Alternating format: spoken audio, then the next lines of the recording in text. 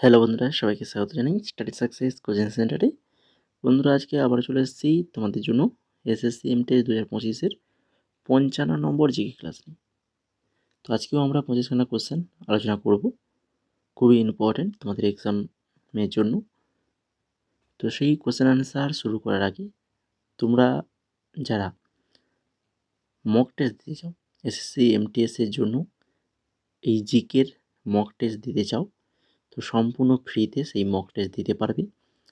কিভাবে দেবে না, তোমাদেরকে আমাদের টেলিগ্রামে প্রথমে জয়েন হতে হবে। টেলিগ্রামে যাবে, টেলিগ্রামে জয়েন করবে, তো দেখবে ওখানে আমরা মক টেস্টের লিঙ্ক দিয়ে রেখেছি এবং সেই সঙ্গে বলা রয়েছে কিভাবে তোমরা স্টেপ বাই স্টেপ প্রত্যেকটা স্টেপ তোমাদেরকে ফলো করতে হবে। অ্যাপস ডাউনলোড করতে হবে, করে লগ ইন করে এবার তোমরা ওখানে কিন্তু মক টেস্টগুলো দিতে পারবে। আমরা ইতিমধ্যে কিন্তু 2খানা মক টেস্ট ওখানে দিয়ে দিয়েছি। প্রত্যেকটা মক টেস্টে 25খানা করে কোশ্চেন রয়েছে। যেমন তোমাদের এক্সামে হয় 25খানা করে কোশ্চেন, 3 নাম্বার করে প্রত্যেকটা কোশ্চেন, 25 থেকে 75 নাম্বার টোটাল। যদি তোমরা ঠিক উত্তর করো তাহলে +3 পাবে, আর ভুল উত্তর করলে -1। 25টা কোশ্চেন 25 নম্বর রয়েছে, 25 মিনিট রয়েছে, ঠিক আছে। 25টা কোশ্চেনে 25 মিনিট। তো এইভাবে কিন্তু দুটো মক টেস্ট অলরেডি আমরা আপলোড করে দিয়েছি। তো তোমরা গিয়ে ওখানে তোমরা মক টেস্ট দাও, আর তোমরা তোমাদের লিডার বোর্ড দেখতে পাবে। আমাদের যে ফার্স্ট যে মক টেস্টটা হয়েছে সেখানে অনেকে মক টেস্ট দিচ্ছে, তো এখানে এইভাবে তোমরা লিডার বোর্ড দেখতে পাবে। প্রথমে কে রয়েছে, কত স্কোর করেছে, কত সময়ের মধ্যে স্কোর এক্সামটা শেষ করেছে, তো সমস্ত কিছু এখানে কিন্তু দেখা যাবে। দেখতে পাচ্ছ 1 2 3, তারপর পর একের পর এক সবার নাম্বার দেখাচ্ছে। তো এইভাবে কিন্তু নাম্বারগুলো তোমরা দেখতে পাবে। তো চলো এবার শুরু করি আজকে ক্লাসের ফার্স্ট কোশ্চেন। কি রয়েছে, ভারতে পশ্চিমা ঝঞ্ঝা সৃষ্টিকারী জেট স্ট্রিম কোনটি? ভারতে পশ্চিমা ঝঞ্ঝা সৃষ্টিকারী জেট স্ট্রিম, সেটা হচ্ছে কোনটা? সেটা হচ্ছে পশ্চিমী জেট স্ট্রিম। পশ্চিমী জেট স্ট্রিম, যেটা পশ্চিমী ঝঞ্ঝা সৃষ্টিকারী জেট স্ট্রিম। এরপরে 2 নম্বর কোশ্চেন, নিচের কোন চুক্তির কারণে মহাত্মা গান্ধী দ্বিতীয় গোলটেবিল সম্মেলন যোগদান করেছিল? কোন চুক্তির কারণে মহাত্মা গান্ধী দ্বিতীয় গোলটেবিল সম্মেলন যোগদান করেছিলেন? অপশান নাম্বার 1, গান্ধী আরউইন চুক্তি। গান্ধী আরউইন চুক্তি। গান্ধী আরউইন চুক্তি স্বাক্ষরিত হয়েছিল কত সালে? না 1931 সালে 5ই মার্চ। গান্ধী আরউইন চুক্তি ছিল মহাত্মা গান্ধী এবং লর্ড আরউইন দ্বারা স্বাক্ষরিত একটি রাজনৈতিক চুক্তি। গান্ধী আরউইন চুক্তি ভারতের আইন অমান্য আন্দোলনের সাথে যুক্ত ছিল। এই চুক্তিটি স্বাক্ষরিত গুরুত্বপূর্ণ চিত্রগুলি হলো, সেই চিত্রগুলো দেখে নাও গুরুত্বপূর্ণ কী কী। সরকার আইন অমান্য স্বেচ্ছাসেবকদের অধিকাংশকে মুক্তি দেবে। ভারতীয় জাতীয় কংগ্রেস আইন অমান্য আন্দোলন বন্ধ করবে। কংগ্রেস দ্বিতীয় গোলটেবিল সম্মেলনে অংশগ্রহণ করবে। লবণের ওপর থেকে কর প্রত্যাহার করা হবে। এই হচ্ছে এই চুক্তির স্বাক্ষরিত গুরুত্বপূর্ণ চিত্র, গুরুত্বপূর্ণ যে তথ্যগুলো তার মধ্যে কিন্তু এইগুলো। এরপরে দেখো 3 নম্বর কোশ্চেন, ভারতের 2011 সালের আদমশুমারি অনুসারে কোন জোড়া রাজ্য ভারতের সর্বাধিক জনসংখ্যার ঘনত্ব ব্যক্তি পার বর্গ কিমি রেকর্ড করেছে? কোন জোড়া? সঠিক অ্যান্সার অপশান নাম্বার 3, বিহার ও পশ্চিমবঙ্গ। বিহার ও পশ্চিমবঙ্গ 2011 সালে আদমশুমারি অনুসারে 382 হলো ভারতের জনসংখ্যা ঘনত্ব। ভারতের জনসংখ্যা ঘনত্ব কত? 382। 1951 সালে ভারতের প্রতি বর্গ কিলোমিটার জমিতে প্রায় 117 জন মানুষ বাস করত। 2011 সালে আদমশুমারি অনুসারে বিহারের জনসংখ্যা ঘনত্ব সর্বাধিক, যেখানে 1106 জন প্রতি বর্গ কিমি। তারপরে পশ্চিমবঙ্গ জনসংখ্যা ঘনত্ব প্রতি বর্গ কিলোমিটারে কত? 1028 জন। কেরালা 800রও বেশি।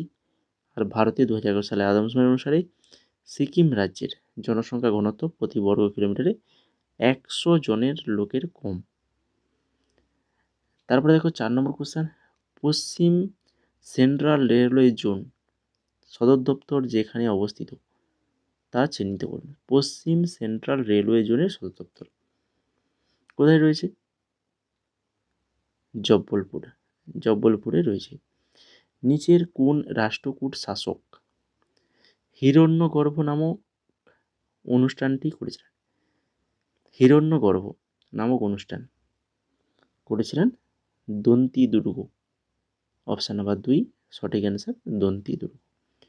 লোকসভায় ভোটের সমতার ক্ষেত্রে কে কাস্টিং ভোট প্রয়োগ করতে পারে? কাস্টিং ভোট প্রয়োগ করতে পারে কি? লোকসভার স্পিকার করতে পারে। শ্যাম পিত্রদার আত্মজীবনী বলা হয়। শ্যাম পিত্রদার আত্মজীবনী সেটা কোনটা? সেটা হচ্ছে option number 2 dreaming big my journey to connect India. এরপরে 8 নম্বর কোশ্চেন, নিম্নলিখিত কোন তারিখে ব্রিটিশ সাম্রাজ্য ভারতে গণপরিষদের কাছে তার ক্ষমতা হস্তান্তর করেছিল? কোন তারিখে ব্রিটিশ সাম্রাজ্য ভারতের গণপরিষদের কাছে তার ক্ষমতা হস্তান্তর করেছিল? 15ই আগস্ট হয়ে যাবে সঠিক অ্যান্সার। 1947 15ই আগস্ট সবাই জানো ব্রিটিশ সাম্রাজ্য ভারতীয় গণপরিষদের কাছে তার ক্ষমতা কিন্তু হস্তান্তর করেছিল। এরপরে 9 নম্বর কোশ্চেন, ধর্মের স্বাধীনতার অধিকার ভারতের সংবিধানের কোন অনুচ্ছেদে অধীনে রয়েছে? ধর্মের স্বাধীনতার অধিকার কোন অনুচ্ছেদ? অনুচ্ছেদ 25 থেকে 28। অনুচ্ছেদ 25 থেকে 28। এরপরে 10 নম্বর, আর তোমরা যারা ক্লাসটাকে এখনও লাইক করোনি বা আমাদের চ্যানেলটাকে সাবস্ক্রাইব করে যুক্ত হওনি, তো অবশ্যই বলবো এই ধরনের যদি ক্লাস পেতে চাও তাহলে অবশ্যই কিন্তু ক্লাসটাকে লাইক এবং চ্যানেলটাকে সাবস্ক্রাইব করে আমাদের সাথে যুক্ত থাকো এবং সেই সঙ্গে টেলিগ্রামে যুক্ত হয়ে যাও। টেলিগ্রামে কোথায় কী পাবে না হচ্ছে ওই যে মক টেস্টের লিঙ্ক এক এক করে কিন্তু আমরা তোমরা এক্সামের আগে কিন্তু অনেক তোমাদের মক টেস্ট দেওয়া হবে, ঠিক আছে? ইতিমধ্যে আমরা 2টো দিয়ে দিয়েছি, এইভাবে পরপর দেওয়া হবে। কোশ্চেনগুলো দেখো, একটা মক টেস্ট দাও, কোশ্চেনগুলো দেখো কীরকম স্ট্যান্ডার্ডে রয়েছে, তাহলে বুঝতে পারবে, ঠিক আছে? আগে কিন্তু মক টেস্টগুলো দিতে হবে, দিলেই তবে কি বুঝতে পারবে কোশ্চেনের স্ট্যান্ডার্ডটা কীরকম রাখা হয়েছে। এরপর দেখো 10 নম্বর কোশ্চেন, ছোটো বাচ্চা খুব খুঁতখুঁতে খায় এবং দুধ এবং দুগ্ধজাত খাবার খেতে অপছন্দ করে। যখন বাচ্চার দাঁত পড়ে যায় তখন তার জায়গায় স্থায়ী দাঁত উঠতে অনেক সময় লাগে। তো এর পেছনে সম্ভাব্য কারণ কী হতে পারে? এর জন্য কী কারণ হতে পারে? এর কারণটা কেন এরকম কেন হয়? তার কারণ হচ্ছে ওই যে ক্যালসিয়ামের ঘাটতি। দাঁত উঠতে অনেক সময় লাগে, দাঁতের যে সমস্যা সেগুলো হচ্ছে কি ক্যালসিয়ামের অভাবের কারণে হচ্ছে। তো এই পরবর্তী কোশ্চেনে যাওয়ার আগে তোমাদের একটা কোথাও বলে রাখি, তোমরা যারা আমাদের এই এমটিএসের নোটস নিতে চাও তো তাদের জন্য বলি, তোমরা কিন্তু মাত্র 199 টাকায় আমাদের কাছ থেকে এই সমস্ত প্রকারের স্টাডি ম্যাটেরিয়ালগুলো পেয়ে যাবে। তোমাদের এমটিএসের জিকে, ইংলিশ, ম্যাথ, রিজনিং প্রত্যেকটা 4টা সাবজেক্টের নোট পেয়ে যাবে মাত্র 199 টাকা। এবং তার পাশাপাশি তোমাদেরকে নতুন যে প্যাটার্ন যে কোশ্চেনগুলো হচ্ছে, তো দেখো এমটিএসে আমি বলেছি এমটিএসে তোমাদের কোনো ভয়ের কারণ নেই।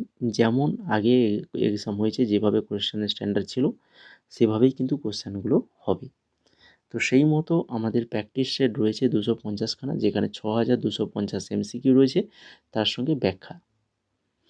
এর সঙ্গে জিকে টপিক ওয়াইজ এমসিকিউ দেওয়া হচ্ছে, যেগুলো আমরা এমসিকিউ যতগুলো ক্লাস করেছি প্রত্যেকটা ক্লাসের পিডিএফ। তাছাড়া কারেন্ট অ্যাফেয়ার 2024 এবং কারেন্ট অ্যাফেয়ার 2025 এগুলো পাবে।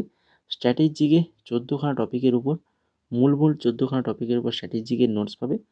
ইংলিশ পেয়ে যাবে, ম্যাথ পেয়ে যাবে এবং রিজনিং পেয়ে যাবে। প্রত্যেকটা কিন্তু নোটস পেয়ে যাবে তোমরা আমাদের টেলিগ্রামে পিডিএফ আকারে। তোমরা 199 টাকা পেড করে স্ক্রিনশট পাঠালে আমরা তোমাদেরকে আমাদের প্রাইভেট টেলিগ্রাম যে পেড গ্রুপ রয়েছে সেখানে তোমাদেরকে অ্যাড করে দেবো। বুঝে গেল? তার জন্য আমাদের হোয়াটসঅ্যাপ নাম্বার রয়েছে, এই হোয়াটসঅ্যাপ নাম্বারে তোমরা মেসেজ করো যদি তোমরা এই নোটসগুলো নিতে চাও। এবার দেখো 11 নম্বর কোশ্চেন, ভারত ছাড়ো আন্দোলন ড্যাশের নেতৃত্বে শুরু হয়েছিল। ভারত ছাড়ো আন্দোলন কার নেতৃত্বে শুরু হয়েছিল? আশা করি সবাই পারবে। অপশান নাম্বার 2 মহাত্মা গান্ধীর নেতৃত্বে শুরু হয়েছিল। ভারত ছাড়ো আন্দোলন বা ভারত অগাস্ট আন্দোলন, আগস্ট ক্রান্তি, মোহনদাস করমচাঁদ গান্ধীর কর্তৃক 9ই আগস্ট 1942 সালে দ্বিতীয় বিশ্বযুদ্ধের সময় ভারতে শুরু হওয়া একটি আইন অমান্য আন্দোলন। ভারত ছাড়ো আন্দোলনের সময় উষা মেহতা তার ঘনিষ্ঠ সহযোগীদের সাথে গোপন কংগ্রেস রেডিও চালু করেছিলেন। খুবই ইম্পর্ট্যান্ট এই দুটো তথ্য, ভালো করে মনে রাখো। 12 নম্বর কোশ্চেন দেখো, 23শে মে 2023-এ কে ভারতের প্রতিযোগিতা কমিশন চেয়ারপারসনের পদ গ্রহণ করেছিলেন? 2023-এ ভারতের প্রতিযোগিতা কমিশনের চেয়ারপারসন পদ গ্রহণ করেছিলেন। তো তিনি হচ্ছেন রাবনীত কৌর। রাবনীত কৌর হয়ে যাবে সঠিক অ্যান্সার। নিচের কোন ভারতীয় দার্শনিক ব্যবস্থা এবং এর ব্যাপকভাবে স্বীকৃত প্রবক্তারা ভুলভাবে জোড়া হয়েছে? দার্শনিক ব্যবস্থা এবং এর ব্যাপকভাবে স্বীকৃতি প্রবক্তা ভুলভাবে জোড়া হয়েছে, ভুলভাবে। বাকি সবই ঠিক আছে, একটাই ভুল রয়েছে। সেই ভুলটা কোনটা? না, সেটা হচ্ছে এই যে বৈশেষিক বেদব্যাস, এটা কিন্তু ভুল রয়েছে। সঠিকগুলো রয়েছে যোগ দার্শনিক পতঞ্জলির, পূর্ব মীমাংসা জৈমিনী, আর ন্যায় এটা হচ্ছে গৌতম। আর এছাড়া দেখে নাও, বৈশেষিক দর্শনের প্রবর্তক হচ্ছেন কি? কণাদ। আর বেদব্যাস মূলত হচ্ছে পূর্ব মীমাংসা দর্শনের প্রবক্তা। এরপরে 14 নম্বর কোশ্চেন, নিম্নোক্ত বিবৃতিগুলির মধ্যে কোনটি পাবলিক পণ্য সম্পর্কে সত্য? পাবলিক পণ্য ভোগী প্রতিদ্বন্দ্বী আর ভোগে প্রতিদ্বন্দ্বী, অবর্জনযোগ্যতা, ইতিবাচক প্রান্তিক খরচ, কোনটা হবে সত্য? সত্য কোনটা? না, শুধুমাত্র দুইটা হচ্ছে সত্য, অবর্জনযোগ্য পাবলিক পণ্য। 15 নম্বর কোশ্চেন, ঝাড়খণ্ড, ওড়িশা এবং পশ্চিমবঙ্গ অঞ্চলের নিম্নোক্ত লোকনৃত্যগুলির মধ্যে কোনটি মানবতার অস্পষ্ট সাংস্কৃতিক ঐতিহ্যের প্রতিনিধি তালিকায় রয়েছে? কোনটা রয়েছে? ছৌ হয়ে যাবে অপশান নাম্বার 2 সঠিক অ্যান্সার, ছৌ নৃত্য। 16 নম্বর কোশ্চেন, আর তোমাদেরকে বলে রাখি, নৃত্য থেকে কিন্তু খুবই ভাইটাল একটা ক্লাস করে দেওয়া আছে। নৃত্যের যে ক্লাসটা করিয়েছি, ওই নৃত্যের ক্লাসটা দেখে নিলে আশা করছি তোমাদের কিন্তু এমটিএসের নৃত্যের রিলেটেড ক্লাস কিন্তু পুরো কনসেপ্টটা ওখানে তোমাদের ক্লিয়ার হয়ে যাবে। কারণ আমরা নৃত্য পুরো যা কিছু তথ্যগুলো দিয়েছি, একদম ডিটেলসে সমস্ত তথ্য প্রত্যেকটা নৃত্যে, বিশেষ করে আমাদের শাস্ত্রীয় নৃত্য 8খানা রয়েছে, সেই 8খানা নৃত্যের ফুল তথ্য দেওয়া রয়েছে। ক্লাসটা যারা দেখোনি অবশ্যই বলবো ক্লাসটা দেখে নেবে। আর ওই ক্লাসের যদি পিডিএফ পেতে চাও, তোমরা ক্লাসটা দেখো। যদি পিডিএফ পেতে চাও তাহলে আমাদেরকে খেতে হবে, ওই যে আমাদের যে নোটস পেড গ্রুপে তোমাদেরকে অ্যাড হতে হবে। ওইখানেই তোমরা কিন্তু ক্লাসের পিডিএফগুলো, সমস্ত পিডিএফ পেয়ে যাবে, সমস্ত স্টাডি মেটেরিয়াল পেয়ে যাবে মাত্র 199 টাকায়। 16 নম্বরটা দেখো, আইবিএ মহিলা বিশ্ব বক্সিং চ্যাম্পিয়নশিপ 2023 ভারতে কোথায় অনুষ্ঠিত হয়েছিল? আইবিএ মহিলা বিশ্ব বক্সিং চ্যাম্পিয়নশিপ 2023, তো এটা হয়েছিল নয়াদিল্লিতে হয়েছিল, নিউ দিল্লিতে। তারপরে দেখো, রাইফেল শুটিং স্পোর্টসে রাইফেলটি ড্যাশ মিলিমিটার ক্যালিবারের একক লোড করা হয়। বন্দুকের ব্যারেলের ভিতরের ব্যাস যা সমস্ত ইভেন্টে ব্যবহৃত হয়, কত মিলিমিটার ক্যালিবারের একক লোড করা হয় যা সমস্ত ইভেন্টে ব্যবহৃত হয়? তো সেটা হচ্ছে 5.6 মিলিমিটার ক্যালিবারের একক লোড করা হয়। হরপ্পা সভ্যতায় ভবন নির্মাণে কোন উপাদান ব্যবহার করা হয়নি? ভবন নির্মাণে যেটা ব্যবহার করা হয়নি, তো সেটা হচ্ছে কোনটা? না, সেটা হচ্ছে লোহা। কিন্তু হরপ্পা সভ্যতায় এই লোহার ব্যবহারটা ছিল না, ভবন নির্মাণে কিন্তু লোহার ব্যবহার করা হয়নি। বাকি কাঠ, পোড়া মাটির ইট, এটা কিন্তু ইম্পর্টেন্ট, পোড়া মাটির ইট ব্যবহার করা হতো। আর হচ্ছে জিপসাম মর্টার, এগুলো ব্যবহার করা হতো। এরপরে 19 নম্বর, জাতীয় খাদ্য নিরাপত্তা আইন NFSA ভারত সরকার কোন বছরে প্রণীত হয়েছিল? NFSA এটা হয়েছিল 2013 সালে। জুলাই 2023 পর্যন্ত ভারত সরকারের খাদ্য প্রক্রিয়াকরণ শিল্প মন্ত্রকের দেওয়া তথ্য অনুসারে এক জেলা এক পণ্য প্রকল্পের অধীনে কতগুলি পণ্যকে বিজ্ঞপ্তি দেওয়া হয়েছিল? এক জেলা এক পণ্য, কতগুলো পণ্যকে বিজ্ঞপ্তি দেওয়া হয়েছিল? 137খানা পণ্যকে। পৃথিবীর অভ্যন্তরে টেকটোনিক প্লেটগুলির আকস্মিক নড়াচড়ার ফলে সৃষ্ট কম্পন বা তরঙ্গ যা পৃথিবীর মধ্য দিয়ে এবং চারপাশে ভ্রমণ করতে পারে, তাকে বলা হয় কি? তাকে বলা হয় সিসমিক ওয়েভ। কি বলা হয়? সিসমিক ওয়েভ বলা হয়। তো তরঙ্গ, পি তরঙ্গ যেটা প্রাথমিক তরঙ্গ, এটা হচ্ছে ক্যাম্পেনাল ওয়েভ নামেও পরিচিত। অনুদৈর্ঘ্য তরঙ্গ যা পৃথিবীর অভ্যন্তরের মধ্যে দিয়ে ভ্রমণ করে। এস তরঙ্গ যেটা দ্বিতীয় তরঙ্গ, শেয়ার ওয়েভ নামেও পরিচিত। তির্যক বা অনুপ্রস্থ তরঙ্গ যা পৃথিবীর অভ্যন্তরের মধ্য দিয়ে ভ্রমণ করে। এল তরঙ্গ যেটা প্রেম তরঙ্গ, সারফেস ওয়েভ বা পৃথিবীর পৃষ্ঠতল বরাবর ভ্রমণ করে। আর এন তরঙ্গ যেটা হচ্ছে রেইলি তরঙ্গ, পৃথিবী তরঙ্গ যা পৃথিবীর পৃষ্ঠ বরাবর ভ্রমণ করে। এরপরে দেখো 22 নম্বর question, Aparna Satheesan National Institute of Classical Dance দ্বারা 2021 অভিনন্দন সরোজা জাতীয় পুরস্কারে পাবক। ড্যান্স এবং কুচিপুড়ির একজন উদ্যোক্তা। তো অপর্ণা সতীশান বলেছি আমি আগে বহুবার, তো ইনি একজন ভারতনাট্যম এবং কুচিপুড়ির একজন উদ্যোক্তা।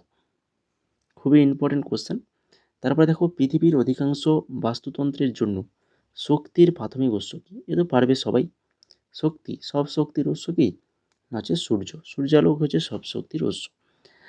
জয়পুর আত্রৌলি ঘরানার পূর্বপুরুষ কে ছিলেন? জয়পুর আত্রৌলি ঘরানার পূর্বপুরুষ ছিলেন হচ্ছেন ওস্তাদ আল্লাদিয়া খান। ওস্তাদ আল্লাদিয়া খান হয়ে যাবে সঠিক অ্যান্সার। আল্লাদিয়া খান একজন ভারতীয় হিন্দুস্তানি শাস্ত্রীয় গায়ক, যিনি জয়পুর আত্রৌলি ঘরানার। 25 নম্বর কোশ্চেন, একটি ম্যাথ রয়েছে এখানে সায়েন্সের। একটি জৈব যৌগে 0.25 গ্যাস সম্পূর্ণ দহনের পরে 0.2 গ্রাম CO2 দেয়। তো কার্বনের শতকরা গঠনটা কত হবে?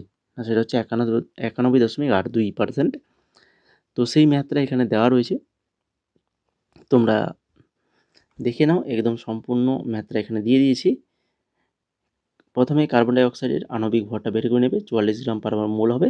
তো সেখান থেকে ওই যে 44 গ্রাম কার্বন ডাইঅক্সাইডে 12 গ্রাম কার্বন থাকে, তাহলে 0.2 গ্রাম CO2 তে তার কার্বনের পরিমাণটা কত হবে সেটা বেরিয়ে যাবে। তো সেখান থেকে শতকরাটা করে নেওয়া যাবে খুব সহজে। তো এই ম্যাথটা রয়েছে, পুরো স্টেপ বাই স্টেপ দিয়ে দিয়েছি সুন্দরভাবে। তো এই ছিল মোট আজকের টোটাল 25খানা কোশ্চেন। আশা করি সবার ক্লাসটা ভালো হয়েছে।